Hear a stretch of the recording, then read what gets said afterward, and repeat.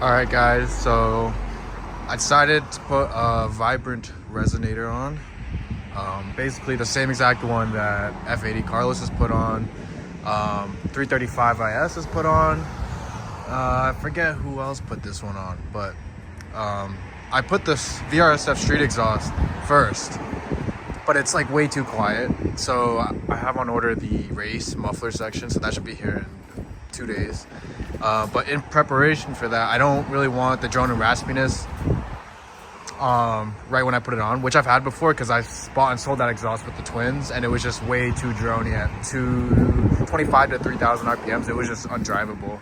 So I wanted to just do this now before while I can. So you can see he's cutting the mid pipe section off, and he's about to cut it and then weld in the vibrant resonator, and then he's gonna put it back in. And then I think for now, since it's coming in 2 days, the muffler section, I'm just gonna take this section off for now so I can at least hear what it might sound like with a single exit. So that's the plan for right now.